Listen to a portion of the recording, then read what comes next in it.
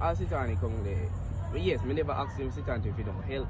But Cetany come and say him want everything will happen. I say, alright, I get everything will happen because that youth there to get expelled. That him said to me.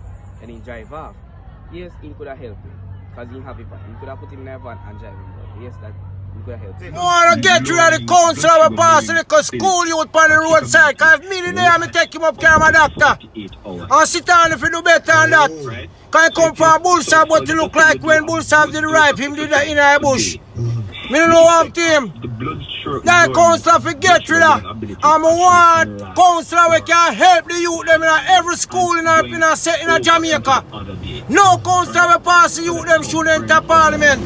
Thank you, sir. Have a nice day. Ian Stevenson, aspirant for the Member of Parliament for the constituency of South East St. Elizabeth. I must say that I commend and applaud young Dejan, Gary and Kari for the valiant and courageous action that they took in respect of their young colleague who was abused, young Jahim. I must also say to him that I wish him a speedy recovery, and he and his family are in our prayers. I must also say that yesterday I had the opportunity of viewing an interview that was conducted with one of these young heroes, and I was saddened and moved to tears when I learned of the abuse that this young man was subjected to. I was even more saddened when I learned that whilst these heroes were struggling to take their colleague to see a doctor, the councillor, who is also the chairman of the B.B. Cook High School, was passing and only stopped to make minor inquiries and then sped off without rendering or offering any assistance. If that is indeed so, I must say to you, Mr. Holness, shame on you. And if you have a shred of integrity and respectability, you would resign your post of chairman of the board for the B.B. Cook High School. My name is Kevin Gill, provisional candidate for the People's National Party in the Junction Division for the local government elections. First, I want to say how saddened I am that this incident took place. It was a very sad occasion for me since Friday, since I learned of the incident, and it has equally been sad for everybody within the Junction Division. A lot of people have been calling me about the situation, expressing their sadness and anger that this situation took place. It is even more sad that this incident took place in the presence of adults who offered no assistance, and which was left for children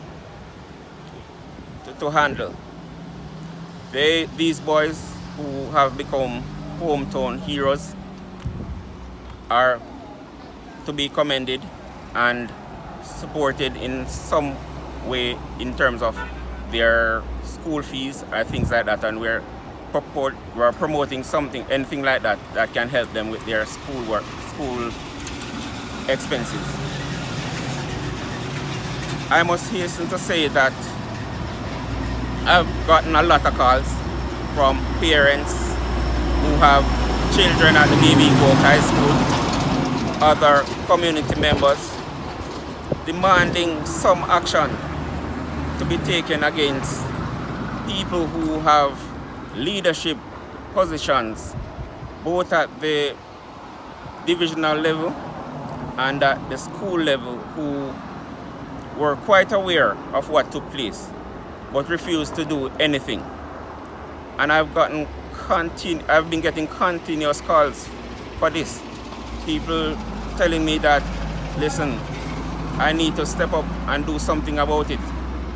Well, at the bare minimum, we are calling for a resignation of the board chairman who happens to be the councillor, from the position of board chairman. People are asking me to demand a resignation of him as the councillor. That I don't know if I'll be able to push that, but the people who are calling me, I want to just implore them that they have an election coming up that they can vote in, and you must decide whether you want to keep him or let him go. There's an election that you can use to reject him or continue to use him. Thank you. All right, so council, Yes. from a legal perspective, what will happen as it relates to this case going forward? What are the steps that will be taken? No. Well, normally in a situation like this, I gather that the youngster was charged with assault occasion in grievous bodily harm, which is one of the more serious matters. So generally it would be committed to the circuit court for him to stand trial. And yes, go ahead. It would all depend as well on the medical certificate, because that is what will determine also the way forward, because it could be a case where counsel who is representing the youngster could ask the Crown to reduce the charge so that the matter could be heard in the parish court, the children's court actually. Okay. And so it does depend on the nature and the extent of the injury that he has sustained, which will be borne out in the medical certificate. okay. And if he's found guilty, what normally happens thereafter? Well, he is a minor. Generally, offences of this nature are, as I say, considered serious. So you could expect a sentence from 3 to 4 years or thereabout, or even more, depending on the circumstances, as well as the fact that he is, as I mentioned before, a minor. So he could be entitled to serve a given a probationary sentence, which would generally require him to basically, it would not involve any form of incarceration. He would be monitored by the probation office going forward. Okay. In your sojourn across the constituency of Southeast, is this a general trend that you're picking up in school, violence in schools, or is this a one-off situation we're seeing here at BBCO?